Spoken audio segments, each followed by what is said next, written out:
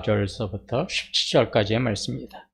요한복음 17장 14절에서 10절 말씀, 제가 봉독해 올리겠습니다. 내가 아버지의 말씀을 그들에게 주었사오매 세상이 그들을 미워하였사오니 이는 내가 세상에 속하지 아니함 같이 그들도 세상에 속하지 아니함으로 인함이니이다. 내가 비옵는 것은 그들을 세상에서 데려가시기를 위함이 아니요 다만 악에 빠지지 않게 보존하시기를 위함이니이다. 내가 세상에 속하지 아니함 같이 그들도 세상에 속하지 아니하였사옵나이다. 그들을 진리로 거룩하게 하옵소서. 아버지의 말씀은 진리니이다. 이것이 바로 하나님 기뻐하시는 찬양이겠죠.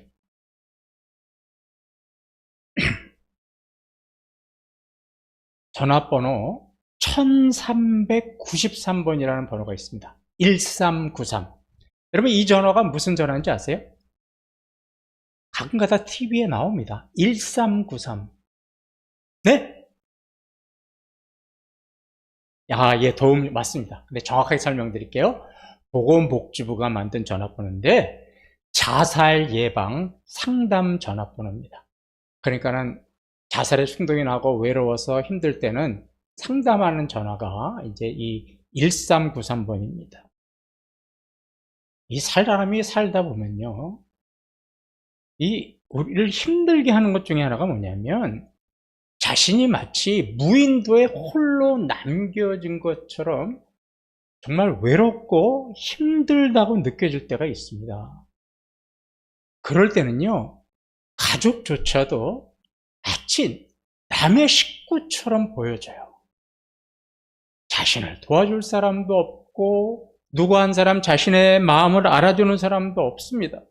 그리고 자신이 어떤 고민을 갖고 있는지 털어놓을 사람도 없어요. 이럴 때 느껴지는 공허함은, 그리고 외로움은 정말 이런 말할 수가 없습니다. 이건 육신의 고통보다도 더 괴로운 고통이죠. 그래서 이런 상태가 계속되다 보니까 결국은 어떡합니까? 극단적인 선택을 하는 사람들도 있죠. 이번에 그 초등학교 선생님, 바로 그런 경우 아닙니까? 그리고 또 우리가 지금 굉장히 우리나라에 늘어나는 추세가 뭐냐면 고독사입니다. 고독사. 혼자 사는 가정이 많다 보니까 그런 괴로움 속에 스스로 이렇게 홀로 죽음을 맞이하는 그런 사람들도 많습니다. 그런데 이런 사람들에게 있을 때 누구 한 사람이라도 손 내밀어주는 사람이 있다면, 누구 한 사람이라도 그의 말에 귀를 기울여주는 사람이 있다면, 누구 한 사람이라도 힘을 내라고 격려하는 사람이 있었다면 아마 이 사람은 그런 극단적인 선택을 하지 않고 또 새롭게 시작해보고자 하는 그런 용기를 얻었을 수도 있지 않았을까요? 믿는 사람도 예외는 아닙니다. 믿는 사람이라고 다 기쁘고 즐겁고 희락과 평강이 있는 것은 아닙니다. 때로는 영적 침체에 빠져가지고 혼자라고 느껴지는 그럴 때가 있습니다. 내가 믿는 하나님이 나를 떠나서 저 멀리 계신 것 같고 나를 쳐다보지도 않고 외면하시는 것 같지도 않습니다. 이럴 때 그리스도인들은 영적인 침체에 빠지죠. 그런데 우리가 세상에 홀로 남겨진 것 같고 나 혼자만 지내는 것 같은 그런 때에도 우리를 누구보다 잘 아시는 분이 계시는데 그분은 우리와 함께 계시고 우리를 위해서 기도해 주시는 분이 있습니다. 그분이 누구일까요? 히브리서 7장 25절을 보시기 바랍니다. 그러므로 자기를 힘입어 하나님께 나아가는 자들을 온전히 구원하실 수 있으니 이는 그가 항상 살아계셔서 그들을 위하여 간구하심이라. 예, 이 땅에서 우리의 죄를 위해서 십자가에 피 흘려 돌아가시고 부활 승천하신 그 예수님이 하나님의 하늘보좌 우편에 앉아 계시면서 우리의 살아가는 모습을 보시면서 하나님 앞에 늘 중보기도 하시는 거예요. 도와주라. 하나님 도와주시라고. 또 한 분이 계십니다. 로마서 8장 26절을 보십시오.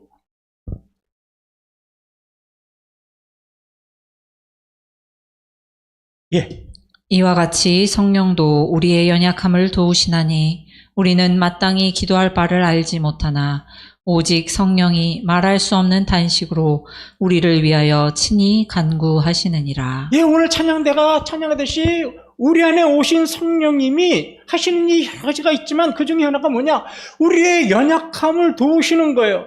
그래서 성령님께서 우리의 연약함을 하시고 말할 수 없는 탄식으로 우리 하나님께 기도하면서 간구하시는 겁니다. 그러니까 우리 홀로 있는 게 아니에요. 성자 하나님, 성령 하나님이 언제든지 우리와 함께 계시는 겁니다. 우리 한번 솔직하게 이야기해 보십시다. 저와 여러분이 하나님이 원하시는 만큼의 신앙생활을 하고 있습니까? 우리가 때를 맞춰서 정해진 시간에 기도하고 있습니까? 아니면 우리의 삶이 경건한 삶을 살아가고 있습니까? 누구 하나 자신 있게 말 못할 거예요. 그럼에도 불구하고 우리는 이 세상에서 큰 어려움 없이, 큰 문제 없이 이렇게 살고 있는 것은 무엇 때문일까요? 우리가 열심히 노력해서요? 우리가 열심히 일해서요? 내가 열심히 가정을 꾸려서요? 아닙니다. 우리를 위해서 기도하시는 예수님과 성령님이 계시기 때문에 우리는 그래도 이만큼이라도 살고 있는 거예요. 우리는 그것을 마음에 담아두면 오늘 같은 찬양이 전율이 오는 거예요.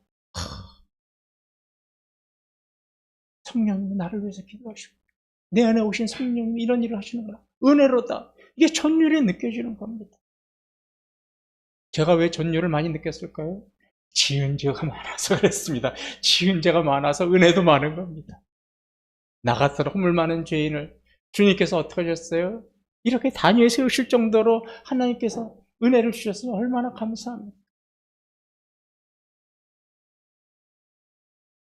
예수님은 십자가를 지시기 전날에도 세상에 남겨질 제자들을 위해서 기도하셨어요. 첫 번째 기도는 우리가 지난주에 같이 말씀을 나눴듯이 제자들이 하나가 되게 해주세요 라고 기도하신 거죠. 그리고 두 번째 기도는 악한 세상에서 악에 빠지지 않게 해달라고 그렇게 기도를 하셨습니다. 제자들이 악에 빠지지 않고 보존해 주세요라고 기도하신 이유가 어디에 있었을까? 바로 14절에 그 이유가 나옵니다. 내가 아버지의 말씀을 그들에게 주었사오매 세상이 그들을 미워하였사오니 이는 내가 세상에 속하지 아니함 같이 그들도 세상에 속하지 아니함으로 인함이니이다. 예, 이 지금 말씀이 요지가 이런 거예요. 예수님이 제자들에게 말씀을 줬는데 근데 그 말씀을 주신 이유로 세상이 제자들을 미워한대요. 어떻게 보면 좀 이해가 좀 안 되는 그런 이야기입니다. 그런데 이 말씀을요, 우리가 어디에다 비춰서 보면 가능하냐면 씨 뿌리는 비유를 한번 생각해 보시면서 이 말씀을 한번 생각해 보십시오. 예수님께서 제자들에게 이제 말씀을 가르쳐 주셨어요. 근데 그 말씀이 제자들의 마음의 밭에 뿌려진 거죠. 그래가지고 마음의 밭에 뿌려져가지고 뿌리를 내리고 싹을 내서 나무가 커지면서 아름다운 열매, 좋은 열매를 맺었습니다. 아름다운 열매를 맺으니까 어떻게 돼요? 변하는 거예요. 생각이 바뀌고 인격이 바뀌고 행동이 변합니다. 우리는 이걸 뭐라고 이야기하냐면 말씀으로 거듭났다라고 하는 거죠. 말씀으로 거듭나서 새로운 피조물이 되니까 생각이 바뀌고 인격이 바뀌고 행동이 변한 겁니다.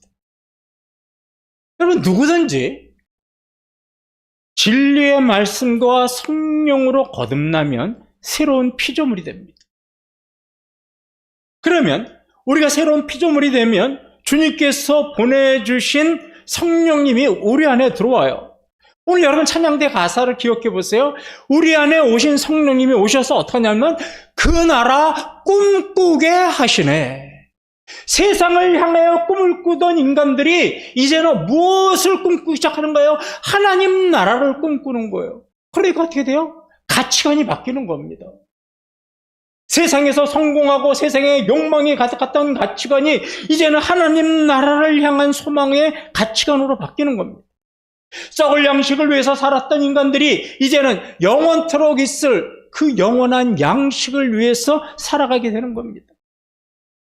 새로운 피조물이 되니까 삶의 목적도 바뀌어요, 원칙도 바뀌어요, 방향도 바뀌어요. 자, 이제 말씀이 줘서 이렇게 변화가 됐습니다. 그랬더니 세상이 왜 미워할까? 새로운 피조물로 변했어요. 사람들이. 세상 사람들이 볼 때는 이상한 사람인 거예요. 세상을 따라 살지도 않고 세상에 욕망도 갖지 않고 세상에 욕심도 없습니다. 진리의 말씀으로 살습니다. 누가 뭐라 그래도 허허허 웃습니다. 화도 내지 않습니다. 오히려 자기가 손해를 보면서 삽니다. 이렇게 진리로 사는 모습이 세상 사람들이 볼 때는 껄끄러운 거예요. 부담스러운 거예요. 이 사람이 내 옆에 있으니까 나하고 비교가 되는 거예요. 나는 그냥 욕망 속에 살고 어떻게든지 성공하려고 그러고 남을 짓누르려고 하는데 이 사람은 오히려 배려하고 오히려 겸손하고 이러니까 자신하고 비교가 되는 거예요. 어떻게 되는 거예요? 싫어요, 이 사람이. 왜요? 이 사람 보니까 뭐가 생각나니까 내가 죄송합니다. 나쁜 표현 쓸게요. 쪽팔리는 거예요. 창피한 거예요. 이 사람이 살아가는 모습이. 난 그렇게 살지 못하니까. 그러니까 어떻게 하는 거예요? 내 옆에 얘가 없었으면 좋겠다. 그러면서 세상은 말씀을 받아서 새로운 피조물로 변화된 사람을 어떻게 하는 거예요? 싫어하고 미워하는 거예요. 그래서요, 그리스도인들이 세상에서 살아가는 건 쉽지 않습니다. 세상은 저와 여러분에게 호의적이지 않아요. 그리고 그리스도인이라고 존중해 주는 것도 없습니다. 옛날에는 뭐 이렇게 관공서를 가든지 은행 가서 뭐 하면 이렇게 이제 거기 직업이 뭡니까? 그럼 이게 목회자입니다. 그러면 이 직원들이 고쳐 앉아요, 자리를. 목사님이세요? 근데 요새는 어떻게 하는지 아세요? 오히려 자세가 나빠져요. 경멸의 대상이에요, 목회자들은. 하도 목회자들 이상한 사람들. 그러니까 목회자인데 그런데요. 뭐 어떡하라고요? 이 세상은 이렇습니다.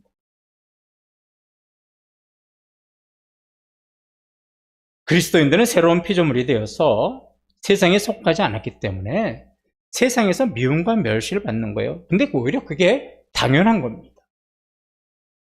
그런데요, 그리스도인들 중에는 세상에서 미움받은 적도 없고 오히려 세상과 잘 지내는 그리스도인도 있습니다. 왜 이렇게 상반된 현상이 나타날까요? 세상으로부터 미움받는 그리스도인이 있는 반면 세상과 잘 지내는 그리스도인도 있습니다. 차이가 어디에 있을까요? 예수님이 이런 말씀을 하셨어요. 열매로 그들을 알리라. 열매로 그들을 알리라. 그러니까 이게 무슨 말씀이냐면 열매가 맺힌 것을 보고 이 나무가 좋은 나무인지 나쁜 나무인지 알 수 있다. 이렇게 말씀하신 거예요. 그리스도인들도 마찬가지입니다. 삶에서 좋은 열매가 있다면 참된 그리스도인인 겁니다. 그런데 그리스도인이라고 하는데 삶에서 좋은 열매가 없고 나쁜 열매만 있다면 이 사람은 무늬만 그리스도인인 거죠. 명목상의 그리스도인이라고 하는 거죠. 그러니까 이런 사람은 세상 사람들과 삶의 모습이 같아요. 명목상만 그리스도인이다 보니까 아직도 세상을 향한 욕망이 가득하고 세상을 향한 가치를 추구해요. 그러니까 그리스도인이라고 할지라도 세상 사람과 별 차이가 없습니다. 그러니까 세상에서 볼 때 그 사람은 고개가 갸우뚱해지는 거예요. 그리스도인이 맞는 것 같기도 하고 어느 때는 세상 사람 같기도 하고 그러니까 어떻게 되는 거예요? 그런 사람을 핍박하거나 미워하지 않는 겁니다. 그러니까 나는 세상과 잘 지내요. 나는 세상으로 핍박받은 적도 없어요. 이건 자랑이 아닙니다. 그 얘기는 무슨 말이냐면 나는 명목상의 그리스도인입니다. 이런 얘기죠. 예수님은 이제 세상에서 미움과 핍박을 받게 될 제자들을 위해서 15절을 보시면 이렇게 기도를 하셨습니다. 내가 비옵는 것은 그들을 세상에서 데려가시기를 위함이 아니요 다만 악에 빠지지 않게 보전하시기를 위함이니이다. 예. 예수님은 제자들이 악에 빠지지 않게 보존하시기를 위함입니다. 보존이라는 것은 보호하다, 지켜주다 그런 얘기죠. 그런데요, 다만 악에 빠지지 않게 보존하시기를, 이 말을 원문에서 보면 어떻게 써 있냐면 악의 세력으로부터 보호해 주시기를 위함이니이다. 그러니까 예수님이 어떻게 기도했냐면 제자들에게, 하나님, 제자들이 악의 세력에 빠지지 않도록 그들을 지켜주시고 보호해 주세요, 이렇게 기도한 겁니다. 여러분, 공중의 권세 잡은 자, 우리가 말하는 사탄은 믿음의 성도들을 무너뜨리기 위해서 수단과 방법을 가리지 않습니다. 이 땅에 하나님의 나라가 어떻게든지 세워지는 것을 방해하기 위해서 우리들을 무지하게 공격을 해야 됩니다. 근데 악의 세력들이 공격하는 방법은 대체로 두 가지예요. 첫째는 외부로부터 고난을 줍니다. 그래서 고난을 줘가지고 뭐 하게 하는 거예요? 믿음을 포기하게 만들어버리는 거예요. 그래서 믿는 성도 중에서도 너무 고난이 심하면 믿음을 포기하잖아요. 두 번째 방법이 뭐냐? 우리 안에 잠재되어 있는 유혹을 끌어내는 거예요. 아직도 죄악된 본성, 옛 본성이 남아있는데 그 안에 하나가 뭐냐면 유혹이에요. 유혹. 세상을 향한 유혹. 세상을 향한 욕망. 그거를 누가 끄집어내냐면 사탄이 끄집어내는 거예요. 때로는 우리 안에 욕망을 집어넣기도 하죠. 그래서 그 유혹으로 우리가 죄를 짓도록 만들기도 하죠. 사탄이 두 가지 방법을 씁니다. 그런데요, 믿음의 성도들은 그래도 어느 정도 믿음이 있기 때문에 고난을 주는 거는요, 오히려 이겨낼 수 있어요. 참을 때까지 참아낼 수 있어요. 그런데 정말로 이겨내기 힘든 게 뭐냐면 우리 안에 있는 그 욕망을 불질러가지고 그 욕망의 욕구가 막 헐헐 타오르게 하는 그런 유혹, 이거는 정말로 이겨내기 힘듭니다. 그래서 목회자들도 유혹에 빠져서 죄를 짓고 중직자들도 죄를 짓는 거예요. 고난은 다 이겨내요. 목사님 중에서 고난 때문에 믿음 포기했다는 사람은 못 봤어요. 그런데 유혹 때문에 포기한 목사님들도 많습니다. 여러분, 제가 대표적인 예를 하나 들어드릴게요. 구약시대 이스라엘 한번 보세요. 애굽에서 이스라엘이 나왔어요. 광야에서 누구를 만났냐면 홍해를 건너자마자 아말렉 족속을 만납니다. 그런데 이스라엘은요, 군대가 아니에요. 잡족이에요, 잡족. 그냥 오합지졸이에요. 그런데 정의 아말렉군을 만나서 싸웁니다. 그런데 그 싸움을 어떻게 합니까? 하나님의 능력으로 이겨냅니다. 그리고 이제 광야길을 다 거쳐서 요단 동평, 이제 가나안 땅이 보이는 곳에 도착을 해요.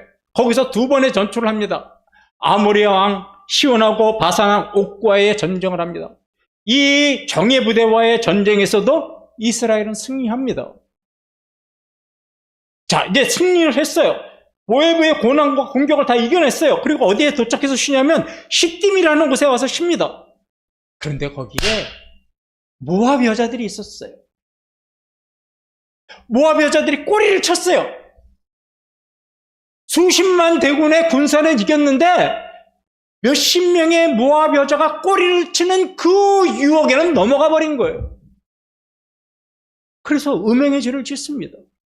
하나님이 진노해서 24,000명을 죽이십니다. 유혹이 그만큼 이겨내기 어려운 겁니다. 지금도 악의 세력들은 저와 여러분을 고난으로는 잘 유혹하지 않아요.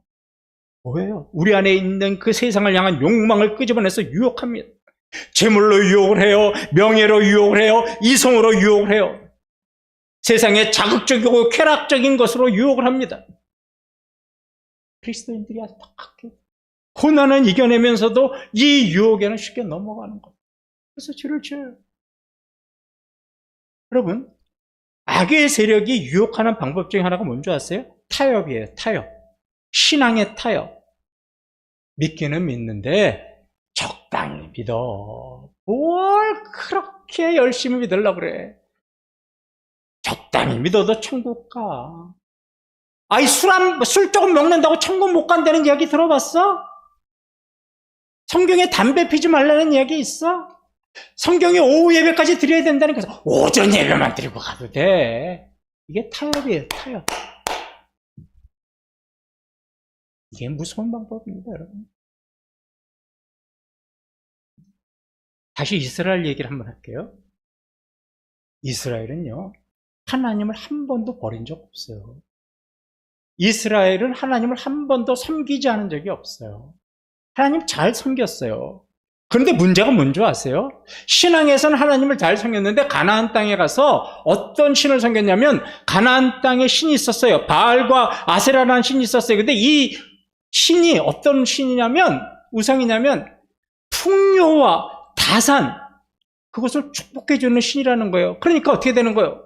하나님을 섬기면서도 내가 농사가 이번에 잘 됐으면 좋겠다. 우리 양새끼가 또 소가 가축이 좀 새끼를 많이 낳았으면 좋겠다. 그럼 나는 바알과 아세라에게 절을 해야지. 하나님과 바알과 아세라를 겸해서 섬긴 겁니다. 이게 타협이에요, 타협.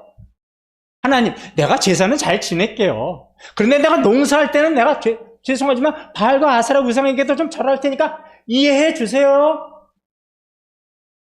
여러분, 우리가 들으니까 어리석죠? 이게 사실은 저와 여러분의 모습이에요.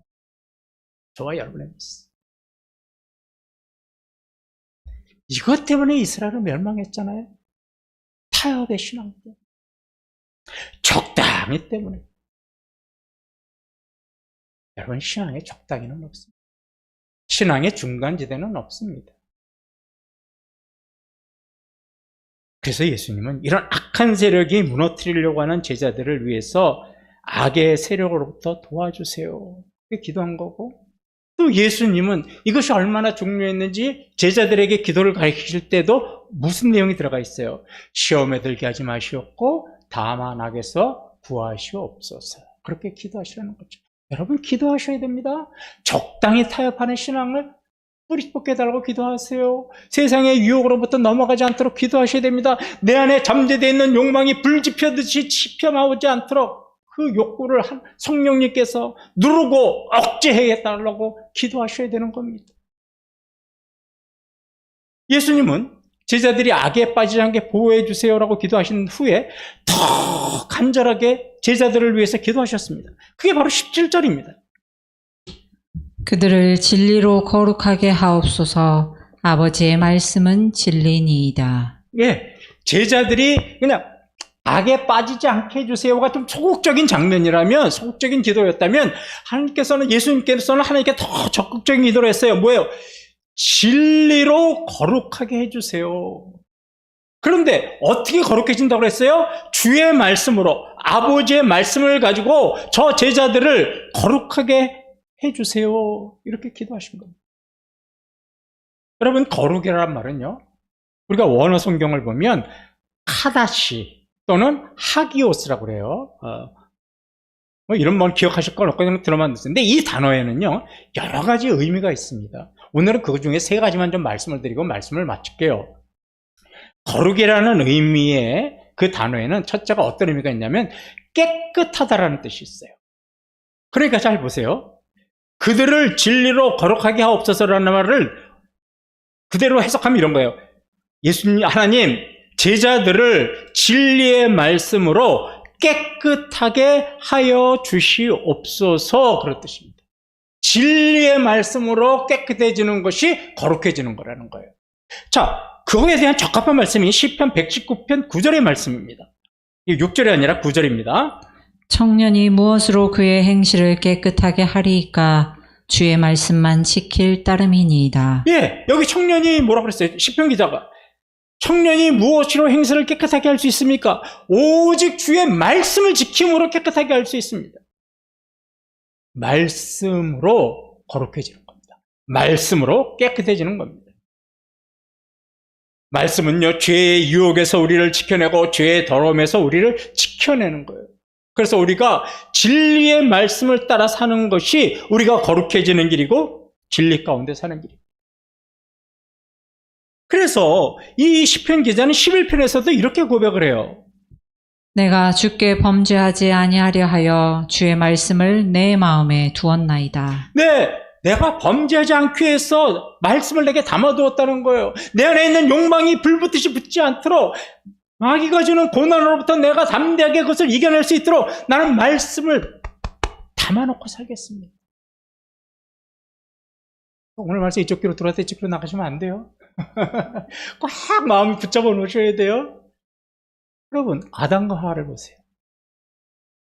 하나님께서 에덴 동산에서 뭐라고 그러셨어요? 아담아, 하와야, 너네 있는 거 다 먹어도 돼. 그런데 선악을 알게 하는 나무의 열매는 절대로 먹지 마라. 분명히 말씀하셨어요.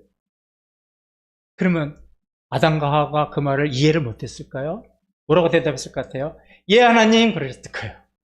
그런데 그 말씀을 마음에 담아두지 않았어요. 그 말씀이 한쪽 귀로 들어왔다 한쪽 귀로 나갔어요. 그러니까 사탄의 유혹이 왔었을 때 그 말씀이 기억이 안 나는 거예요. 결국은 넘어갔죠. 유혹에 빠졌죠. 결과 에덴 동산에서 쫓겨나고 하나님께서 주신 거룩을 완전히 잃어버리지 않았습니까? 진리의 말씀을 마음에 간직하고 말씀을 지키고 살면 우리가 거룩하게 살 수 있어요. 그러니까 어떻게 되냐면 진리의 성령님께서 우리 안에 계셔서 우리는 오늘 또 진리를 가운데 깨닫게 하잖아요. 아, 거룩이 이런 뜻이구나. 하나님이 나를 위해서 기도하시는구나. 내가 혼자가 아니라 성령님과 예수님께서 나를 위해서 기도하시는구나. 이 진리를 여러분들이 깨달으면 아멘 하고 끝나는 것이 아니라 그 말씀을 내 안에 꼭 잡아둬야 되는 거예요. 모셔둬야 되는 거예요. 담가둬야 되는 거예요. 그러면 여러분들이 약한 세상에서도 악의 세력으로부터 유혹을 이겨낼 수 있는 겁니다. 자, 두 번째로 거룩하다라는 말은 구별되다라는 말이에요.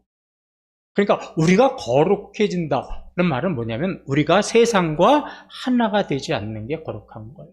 우리가 세상과 동화되지 않는 것, 세상에 우리가 동화되지 않는 것이 거룩한 겁니다.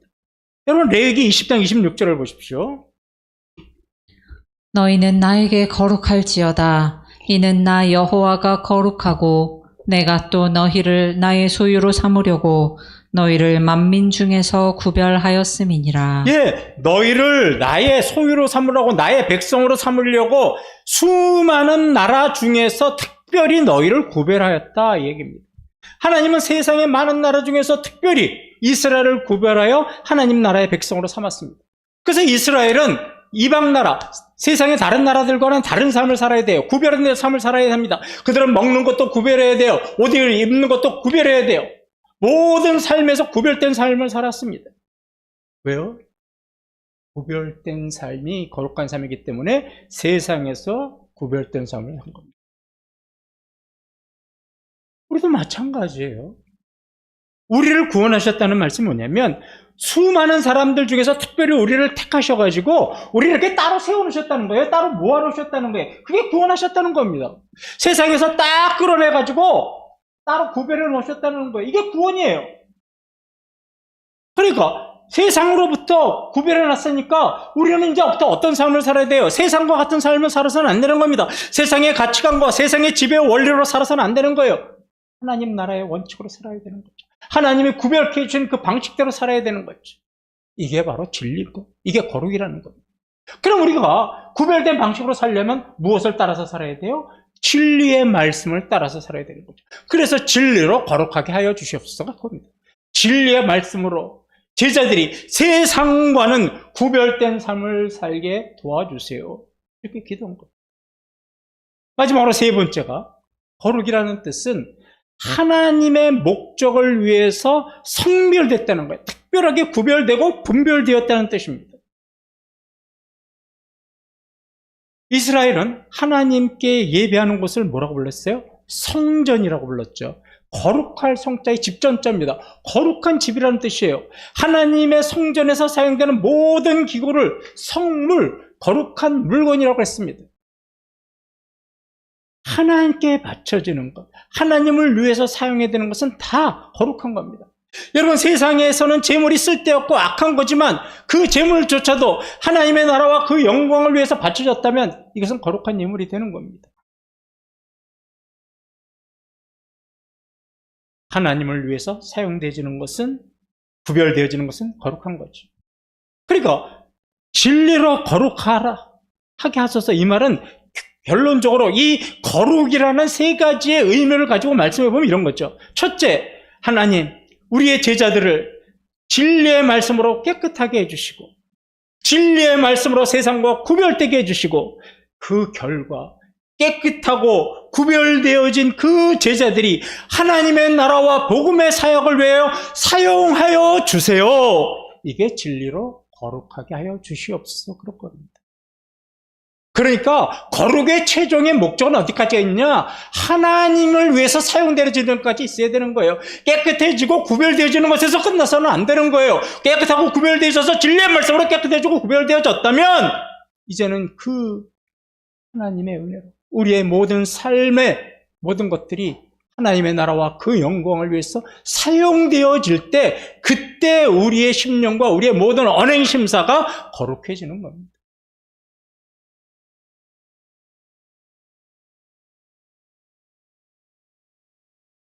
하나님은 우리와 늘 함께 계십니다. 우리가 악한 세력으로부터 그 유혹과 고난에 빠지지 않도록 늘 기도해 주시고 계세요. 그리고 거룩하게 삶을 살 수 있도록 늘 진리의 성령님께서 우리에게 깨우쳐 주십니다. 오늘도 우리는 그 진리의 말씀으로 우리의 심령이 죄로부터 깨끗해지고 세상과 다른 가치관을 가진 구별된 삶을 살고, 그런 모습으로 하나님의 나라와 그 영광을 위해서 사용되어지는 우리 이태원 교회와 사랑하는 성도님들 되시기를